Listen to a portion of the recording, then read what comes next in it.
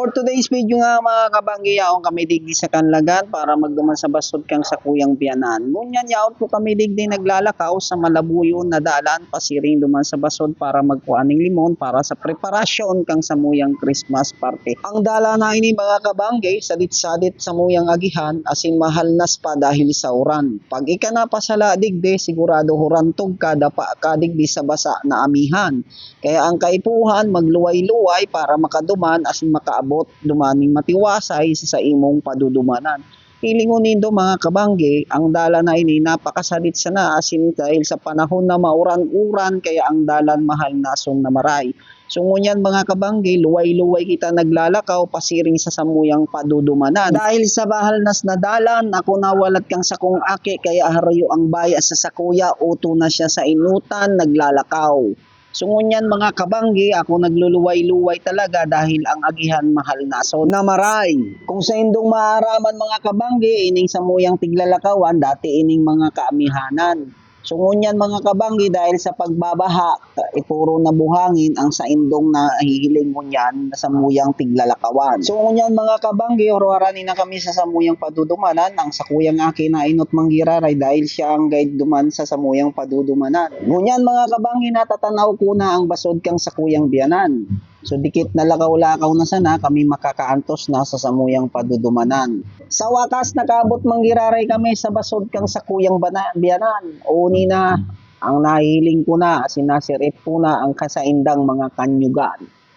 Naglalakaw na kami pasiring duman sa Kalimunan para magkuha kami ng limon para sa preparasyon kang samuyang Christmas party sa 21 kang December. So uni na nga mga kabanggi, sa kuya nang nahiling ang Kalimunan kang sa Kuyang Biyanan. Dikit-dikit na hakbang na sana kami makuha na para punan ang pag-ipon kang limon na samuyang kukuanon. So yun na nga mga kabanggi, kami nagpuo na magpudo ng limon. So inaakala kong kadakol bunga dahil kadakol puon, yung pala panigsaro ang bunga. Kaya kami nagkumpisa na para maghagilap maghanap ng limon. So yang sa kuyang aki nagturotindog, nag-iisip kung ano ang gigibuhon dahil sa bunga kang limon kukulangon kami sa oras, baka karanggot lang ang samuyang maiipon. So ngunya nagluway-luway na kami maghanap ng limon para kami madaling makaipon. So ngunyan mga kabanggi, ako may natanaw ng limon na pwede kong pudoon. O ni paluway-luway kong rinaranihan para sa kuyang sakaton. Pero sa baba lang ini, pwede ko nang dakuton. So kaya mga kabanggi, ang cellphone tinao ko sa sakuyang aki para ako na sana ang magpudo kang limon. So hinahanap ko ang posisyon kung paano ko niya aabuton. So ayun na nga mga kabanggi, sa kuya ng pinunan ang pagpudo kang limon. So dahil harababa man lang ang iba, kaya sa kuya ng hinila para pudoon. So luway-luway ko, saro-saro kong kinukuha ang pwede ng gusihon.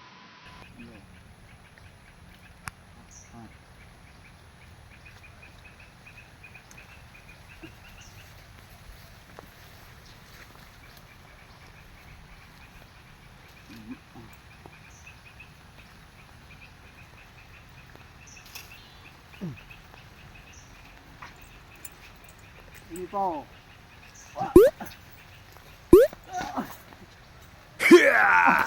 Mag-ad. Oh, yung plastic. Ang iba, hurugasan na sa garay. So ayun na nga mga kabanggi, tapos na kaming magpudo ng limon kaya kami mapuli na sa samuyang harong. So, mga kabanggi, lakad na kami pa uwi. Tapos na kami kumuha ni kalamansi. Eh mga nakuha natin kalamansi. Ganun. Mga kabanggi, nakuha namin mga kalamansi. Oh. Pakita mo. Buksan mo. Ay man tayo may. So yun na nga mga kabanggi, kaya nakakala mo magkakakuha ka ng 2 kilong limon, yung pala nakuha mo, kakarampot laang na limon na yan mga kabanggi ang nakuha namin. So yun, bye bye!